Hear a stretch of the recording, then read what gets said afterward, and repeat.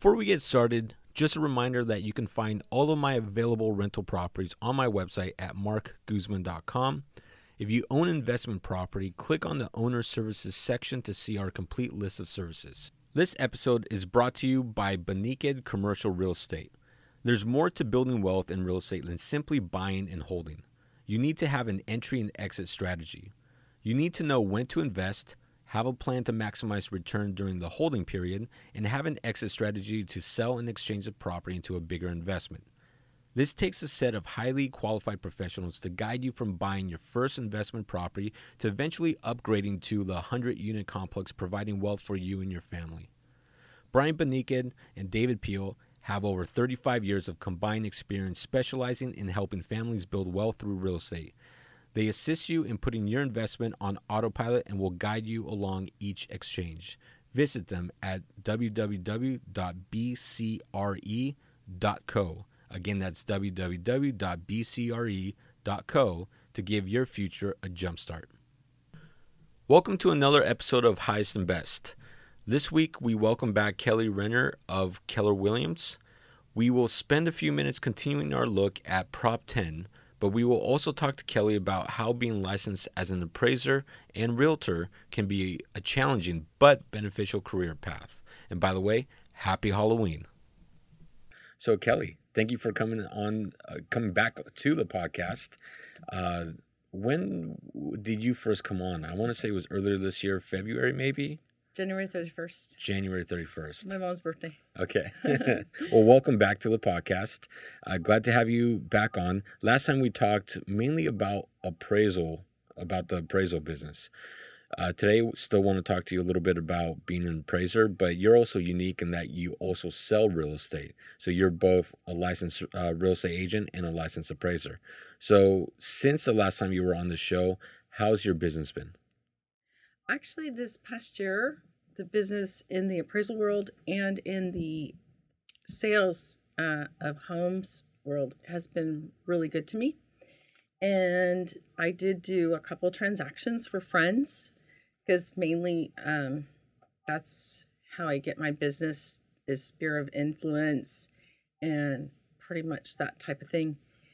And resulting in a couple sales, which gave me a lot of experience and opportunity to kind of add to my dimensions of the depth and breadth of educational real estate in general, because you do get transactions and not all of them are, as you know, by the book. Mm-hmm. So you learn a lot as becoming involved with hands-on. Do a lot of your clients know, and I'm talking about clients that are looking to buy and sell real estate through you, do they also know that you're a licensed appraiser?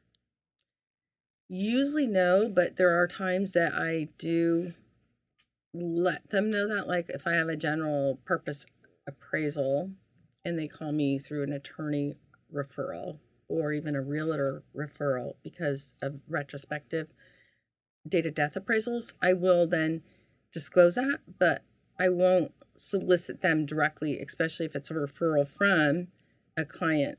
I won't pose like a conflict of interest to try to get their business because I'm letting them know I'm doing the appraisal hat kind of thing. Mm-hmm. But yeah, typically it's not necessary, so I don't really advertise myself a lot, but I do keep in the loop with Keller Williams and have been there several years now, over 3 years, and I call it my expensive hobby because I do pay every month and I pay my E&O, and I have a broker license, which appraisers and people in title companies can take advantage of if they have so much experience. Then you can do the coursework to get the broker license, which is one of the reasons why I ended up getting my license several years ago, about 7-8 years ago. And I thought maybe the realtor front would be more advantageous than being an appraiser. But the appraisals just keep calling me back, and it's been my daytime job, right? Yeah. What's the best thing that you like about being an appraiser? The independence, flexibility, sometimes learning new things. Sometimes learning new things are fun, and other times they're like, they don't seem so fun at that time. But then once you get past that conflict or reconciliation of why you had that, it just makes you a better appraiser. And I'll give you an example of that. Like, I get all these different types of orders, and certain types of orders I cannot appraise. And people might propose them to you as if they are valid assignments for you to go out to. So they have, like, in certain cities like Berkeley and Oakland, they have infill of what would be commercial and residential. Mm-hmm. And the VA and FHA and different entities and conventional lending have different types of requirements as to how much commercial they'll lend on if there's so much in the building that encompasses the whole square footage. Well, I had one recently, and they told me it was only 20% commercial and 80% this. Well, what they didn't tell me was the actual unit I had was like 40% commercial because it had other commercial elements to it. So I was the wrong appraiser for that. And I figured it out by the email they sent before I went out and spent everybody's money on doing something I'm not licensed to do. That would be a general license. Mm-hmm. But I had to explain that to the listing agent, what they had and why, even though they said, well, we're not going to use that commercial component as commercial, but we're going to pay $200,000 more for it than the other ones that sold. I'm like, well, something's not adding up there, right? But I got out of that. Yeah. In today's environment right now, I mean, we've seen in the last few months a bit of a slowdown in Bay Area real estate. And I think real estate across California in general has seen a little bit of a slowdown with interest rates going up. You have inventory going up.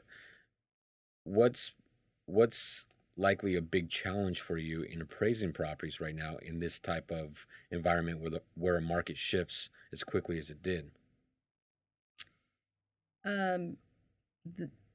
Well, there's a thing called the 1004 MC form, which illustrates like a trending analysis, but it's only for 3 time periods, 4, 8, 12 months, versus in 3-month increments.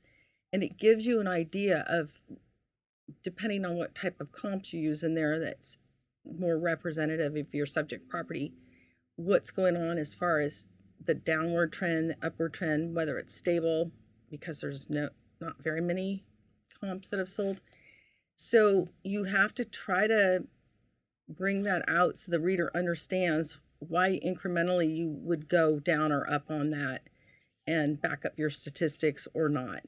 It is a challenge because I think some people speculate that there is going to be a correction because things have gone just high for a long time, and in certain areas you can only go high for so long, where it's the affordability factor for anybody who can purchase a home. Mm-hmm. Okay.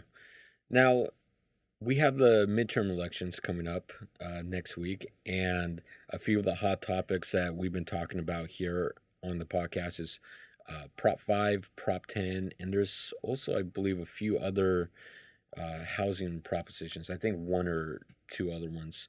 But Prop 5 and 10 are the 2 biggest ones. Prop 10 being, I think, the number 1 on everyone's radar, which would eliminate Costa-Hawkins. So I want to get your opinion on what you believe Prop 10. I mean, should Prop 10 move forward? Should that get shut down? I mean, what's your opinion on it, and how would it affect the housing market? My opinion is that they should expand Section 8 to include seniors and veterans. And I feel it would only raise taxes. There's so many people involved with the feds, with the state, with the city and county levels.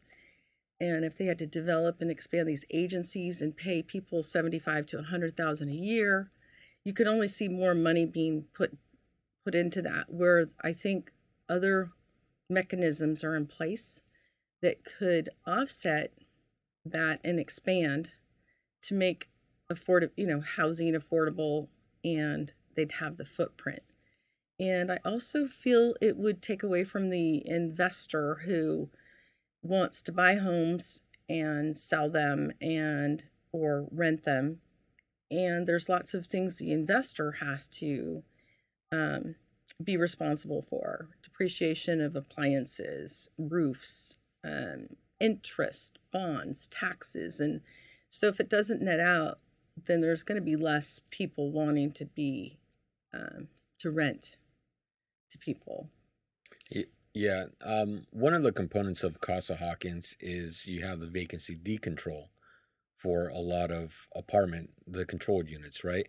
And so one of the problems that we see is, well, if a tenant in a rent control unit moves out, and let's say they were renting for 1,000 and market's 2,000, well, there's also a lot of incentive for the property owner to remodel that unit, bring it, even if the carpet and the walls and all the cosmetic things are okay and functional, but they may want to bring it for higher rents. They want to bring it up to date. So they may remove the old kitchen cabinets and put in some brand new wood cabinets with maybe quartz or granite countertops. Maybe tear out the carpet, even though it could be in good shape, and put in laminate floors. Maybe give it a custom paint job. There's things you can do as a landlord to really get top market rent for the unit, right? But Costa-Hawkins allows that vacancy decontrol. If Costa-Hawkins gets repealed, so essentially if Prop 10 passes, then cities like Richmond, Berkeley, Oakland, San Francisco, San Jose, and any other city that imposes rent control in the future could then essentially modify their ordinance and dictate how much a landlord can rent their property for when it goes vacant. And then what's the city going to do with that? It's a big unknown. And if they tell you, oh, you can only raise it 20% above what your last tenant rented for, well, for 20%, there's not much incentive for that landlord to dump a lot of money into cosmetically upgraded unit. So I think one of the problems we're going to see is there may be, in some cases, owners that do not want to upgrade a unit, and they're just going to let a building sit there, looking outdated, and it's going to be up to the tenants to come in if they want a nice unit to paint, put in carpet, or upgrade the unit themselves. I agree. So before we started recording, you said you were getting mixed feedback from people you had talked to as far as Prop 10. Why don't you tell us a little bit about that feedback? I mean, have you talked to people that are pro Prop 10? No. No, okay. Everybody that kind of, as we know, the devil is the details, right? That has reviewed different elements of Prop 10 are not for it, even though they're not renting right now. So I guess they want to have the ability to have more control for the person who wants to rent, whether it's a room or otherwise. But no, there hasn't been anybody who thinks it's a plus at this point that I've talked to. Yeah, and I understand why everyone is upset at the current housing situation, right? I mean, we have very high prices. The cost of living just on housing alone is astronomical in California, much more in the Bay Area. And a lot of that comes down to the affordability problem, comes down to a supply problem, right? Simple supply and demand. We're just not building enough housing. I mean, we have to build, there's a conservative study that came out. We have to build at least 180,000 units per year in order to keep up with the number of people moving into California. We're only building about 50 to 80,000 a year. And that's been like that for a really long time. The last time we actually built the number of units we needed to build, I want to say was the late 80s, maybe early 90s, 91, 92. Ever since, we've been building under the number that we need to just maintain. So we've had this housing crisis building up for a very long time. And now we've reached a point where many people are just upset and they want solutions to this problem. And I think what we need to do is really encourage building housing, new housing developments, allow people to build accessory dwelling units, the in-laws, the granny units. And I think that would help greatly because more inventory, and that's going to help prices come down, simple supply and demand. And I think that's going to solve the problem. Eliminating Costa-Hawkins, which is protection against rent control, and there's 34, 35 states that have rent control listed as illegal in their state to enforce and to pass. And then you have another 10 or 11 states that they don't have any laws making it illegal, but they simply don't have any city that does rent control. I think there's enough proof out there that shows rent control simply does not work. But because we have it here in California, Costa-Hawkins is one of those bills that was put out to help prevent further expansion of rent control because we know it doesn't work. Yet, for a lot of people, it's a very simple, easy, short-term fix. Yeah, my rent's not going to go up. Or, yeah, put rent control on my single-family house that I rent. But it really discourages a lot of people from jumping into the market. I use an example where a couple that moved from the Bay Area up to Sacramento didn't like living in Sacramento. They wanted to move back to the Bay Area. So they talked to me about renting out their house. And I told them, well, yeah, but here's a couple things you need to think about. Number one, Prop 10 is on the ballot. That could get rid of Costa-Hawkins. Now, Sacramento does not have rent control, so if Prop 10 passes, it's not going to affect your property, but rent control is on the ballot for Sacramento. Now, if Sacramento passes rent control and Prop 10 passes, now you may have Sacramento imposing rent control on your single-family home. And is that something you want to deal with? That's a decision you need to make. They decided to just completely keep their house vacant. They moved back down to the Bay Area, and they're keeping their house vacant up there. They can't sell it because they just bought it maybe a year ago, but that's another property that could have been on the rental housing market that's now being restricted simply out of the fear. Now, this conversation happened like 6 months ago, so my understanding is that rent control is no longer on the Sacramento ballot, but will be on the 2020 ballot. So that's, again, something that they're going to have to keep watching because they don't want to rent out their property if they know they're going to have rent control. Right. That makes sense. And I can see there's, measures for like Alameda, the city of Alameda, where you can't excessively increase the rent. I think that that's not a bad idea because nobody wants to be renting and then all of a sudden they say your rent's going up $1,500 or $2,000 a month, and then you can no longer afford to even think about living there, right? So yeah. There's checks and measures, I think, with what people can and can't do too. I think there should be some thought into that. Of course, and I've also said this on the podcast. Like, I feel if there was a meeting in the middle from landlords and tenants, I think you would see a lot of support from landlords because there are a lot of landlords that will not raise rents every single year simply because they have a great tenant. There's no issues with them paying rent on time, and they're not interested in trying to gouge them out of every single penny or dime, right? So I have clients where they haven't raised rents for 4 or 5 years, even though they could, but they refuse to because they're happy. Many landlords only own 1, maybe 2 properties. It's rare to really see someone own multiple investment properties. And one thing that I've noticed now being in property management is that many landlords look at tenants as if it was them. Well, if I was renting out this home, I wouldn't want my rent to be raised all the time. So I'm not going to raise it on them as long as they're great tenants and there's no issues or no weird expensive costs, right? Sometimes if water bill goes up or the garbage bill goes up or something, they may raise it a little bit to compensate for that. But for many landlords, they're not really being greedy. But you do have some landlords that will get into the news and into the media, and they will be greedy. And they will do those 40, 50, 60% increases. And sometimes they have other motives, and they're doing it because they just want you out of the property. They don't want to go through an eviction and save money that way. They want you out of the property so that they could do whatever they want with it afterwards, right? And so that then, yeah, so I think if there was some kind of meeting in the middle. I've said if you have rent control, maybe every 5 years, it should get readjusted to market. That gives the tenant 5 years to have very incremental rent increases, but then you have a heads up on, okay, this is going to go to market at the end of year 5.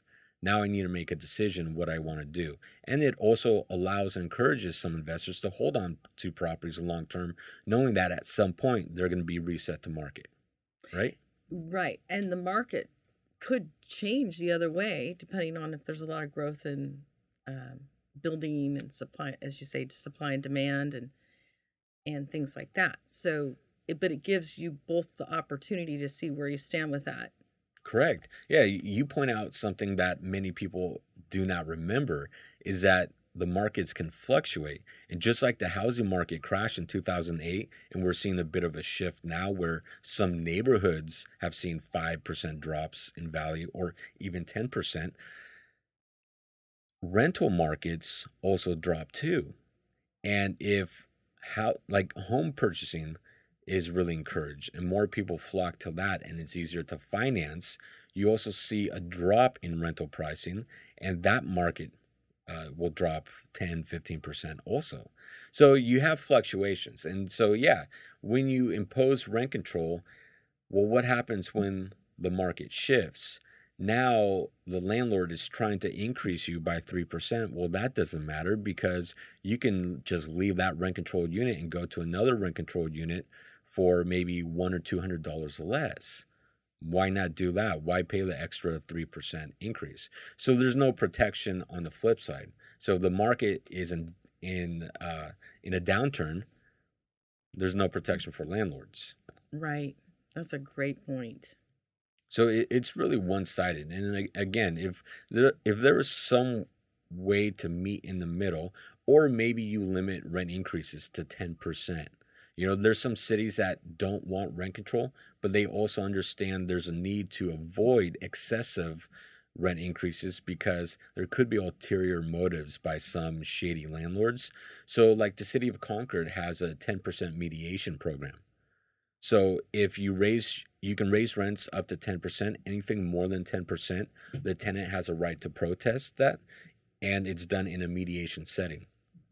Again, there's nothing that can be enforced, but the mediation does help in some cases where maybe the landlord is being a little too aggressive and there could be some kind of meeting in the middle between landlord and tenant. So that's something kind of like in the middle. But I think even if you limited rent increases to 10%, I think you would have a lot of landlords jump on that because 10% is a decent amount of increase in 1 year anyway. Yeah, and it could be a sliding scale depending on market and the advantage of either keeping the tenant, especially since renting can be seasonal. A lot of people don't want to move in the winter because they're traveling or holidays are happening.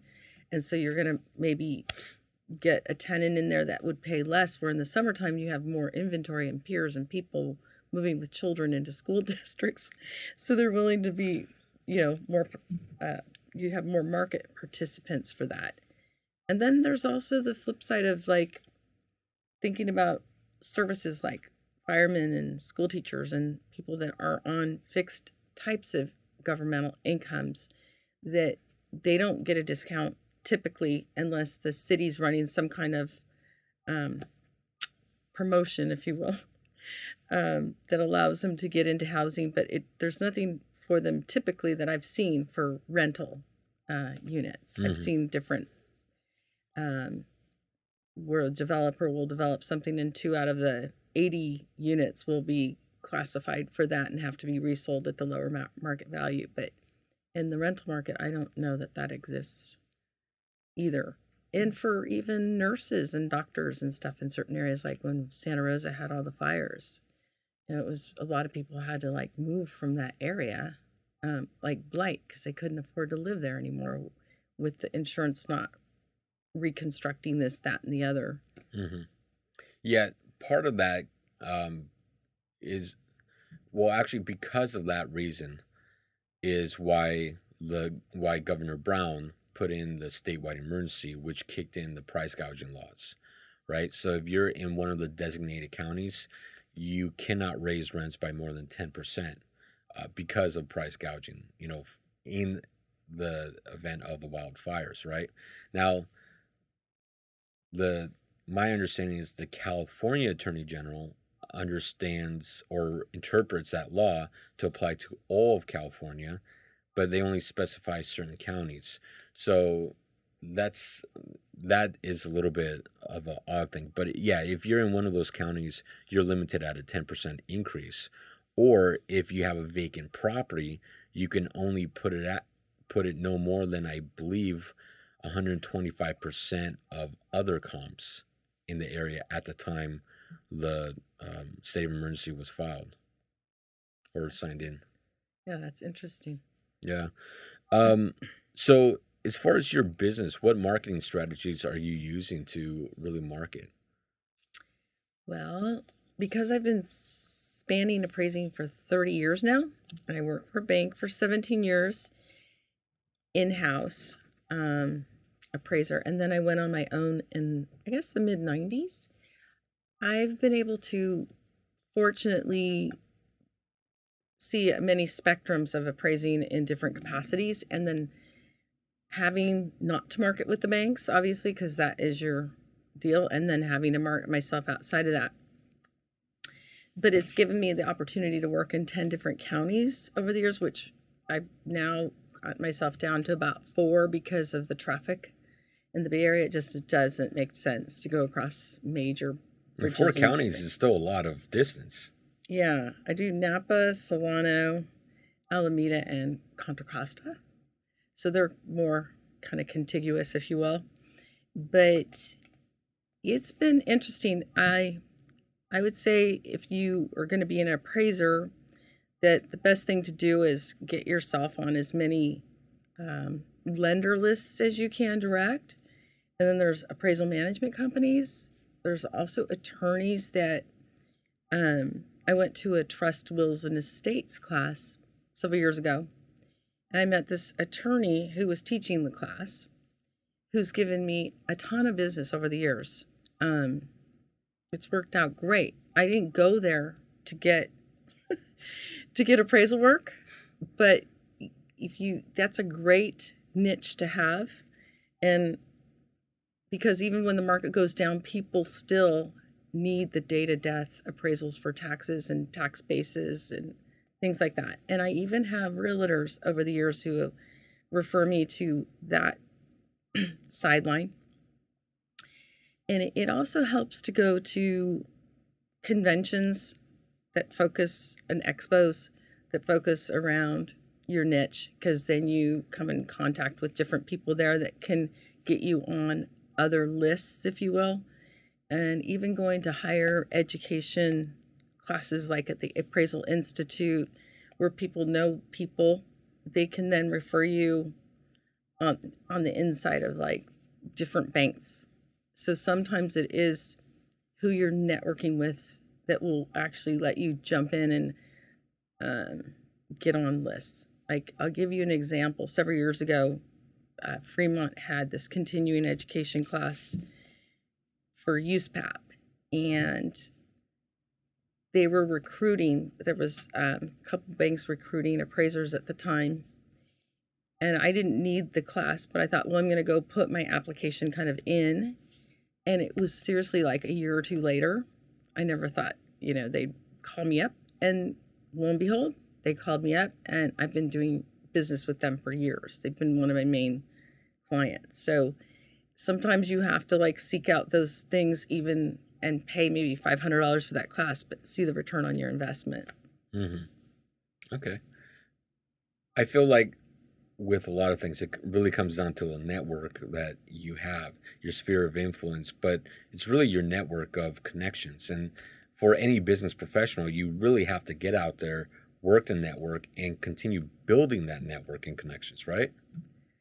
Yes. And there does come a time, because there were so many appraisers that fled from the field after the 2008 crisis, and appraisers are aging out at this point because they've made it that you need a 4-year degree in order to be certified, which means kind of pretty much any loan amount.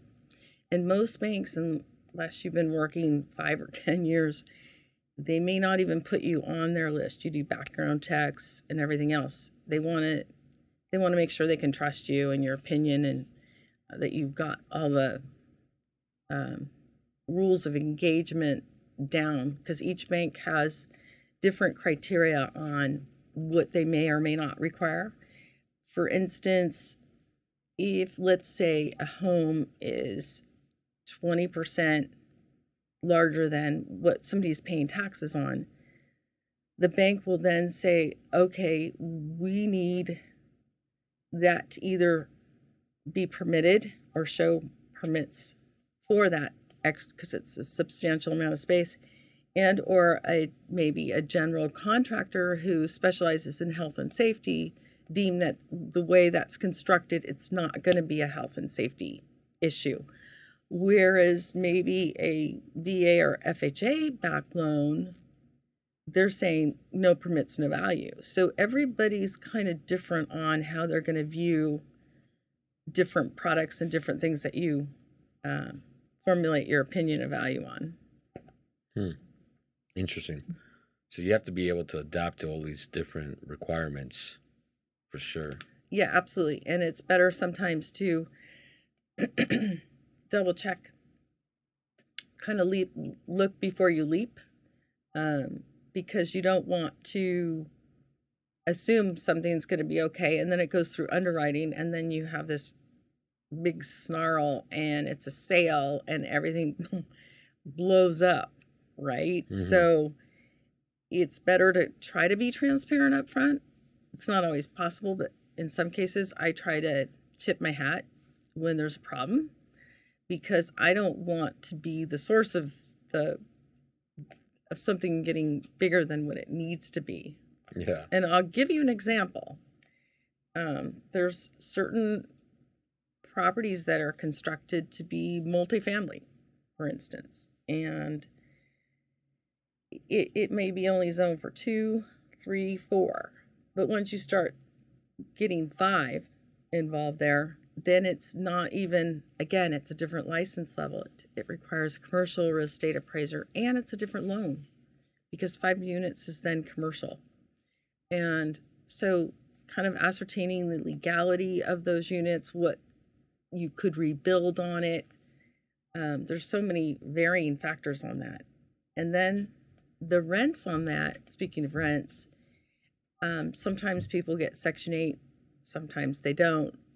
And when you're doing the analysis, if you will, in some cases, the owner of those units, if they're doing a refinance or otherwise, could get less because of the income versus the fair market value, based on the fact that they may not be at market value, but that's kind of what that property's bearing for whatever reason at that time, whether it's long-term tenancy or not. So there's pros and cons with the way you would do that income approach on small income. Okay. Now, do you deal with larger income appraisals, like 5 more units, like commercial properties, or you're mainly 1 to 4 units? No, the highest I can go is 4, and then single family residential, because I don't have the commercial license. If I had the commercial, I could do both. When I got licensed in 92, I didn't know this, but I could have gotten the commercial license and passed it without having the criteria of doing all the commercial hours that you need now. It's very comprehensive and detailed, and it's pretty, it can be challenging doing income streams and understanding all these different theories, because I've taken classes that involve that. But because I never had the training, and because I was working at the banks, they weren't going to pay for more than that, and I didn't think I'd ever need it. But then you look back and you're like, it wouldn't have hurt to have gotten it, right? Yeah. Now, being in the real estate business, I want to ask you for your opinion on marketing. Uh, I like to talk to various people in the industry about marketing because you see marketing for real estate agents adapting over time, but they all tend to do a lot of the same thing. So, what's something that's creative that you've seen a real estate agent do in their marketing? Well, what I can say about marketing, as far as even Keller Williams goes, is when I've had um, listings, they have a lot of different websites through the internet over and above and beyond what MLS provides. MLS will provide your main sites, which most people look at, but Keller Williams, and you do pay like a 6% tech fee, and there's a reason for that. It's because when you do have a property you want to market, they go to all these other sites, maybe even Bed Bath and Beyond, or Okay. something where obscure, where they're just going to pop up everywhere. And they've managed to surpass Remax, and they're populating everywhere, which there's a reason for that. Because as I told you, I kind of dibble dabble in real estate on the side. It's I haven't really marketed myself. I know that there's lots of classes though that you can take through Keller Williams that will groom you for putting together more comprehensive strategies to market yourself. And you have to look at what you want and how much work you want. I think if I was doing real estate full time, I would have more time to focus on expanding the sales and inventory of people around me with referrals. But because I've been my main niche has been appraising, I haven't really expanded on that. But I know that I'm a good realtor because of my appraisal background.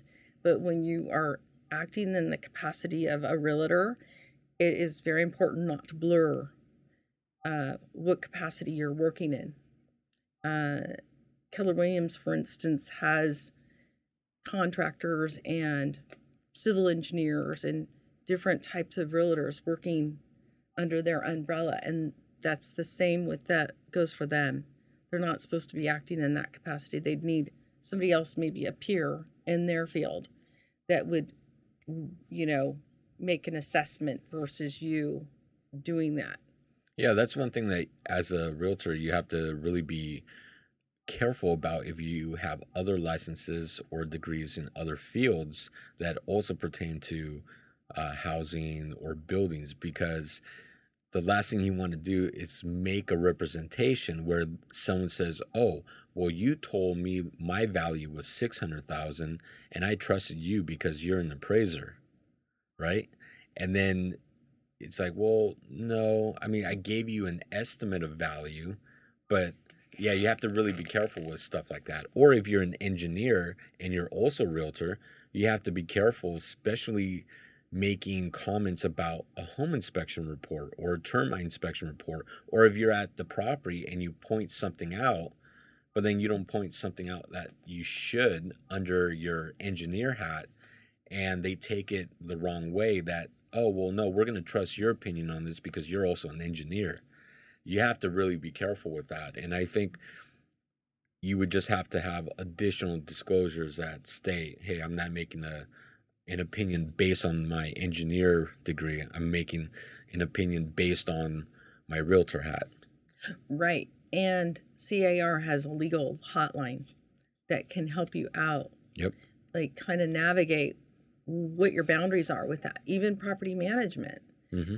Somebody could say, "Hey, you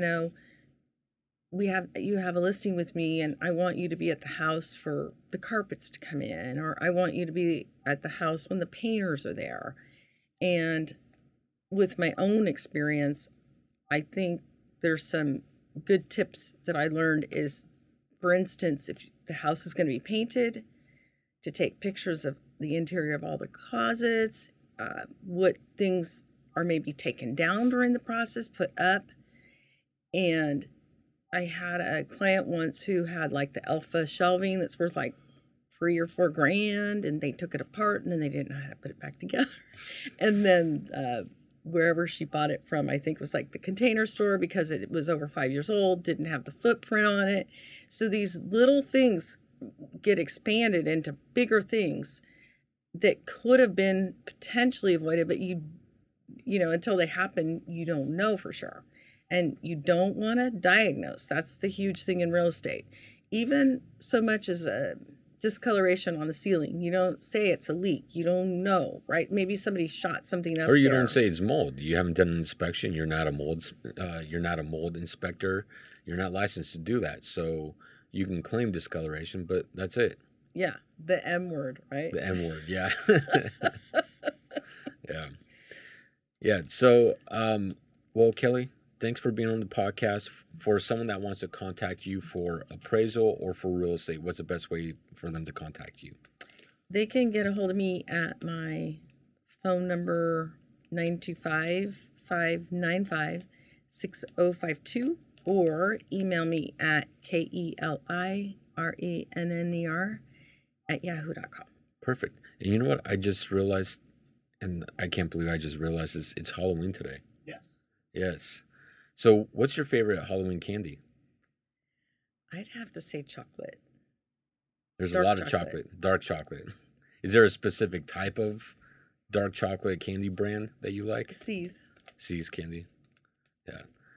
Yeah. How about you? I'd have to say, I'm a fan of Kit Kats. Kit Kats. Yeah. Those are So cool. I think that's always a treat when you get the little snack size when you're trick or treating. What about you, Sam? I was always whenever I got a Crunch Bar. Crunch Bar. In Halloween, that always got me happy when I got the Crunch Bars.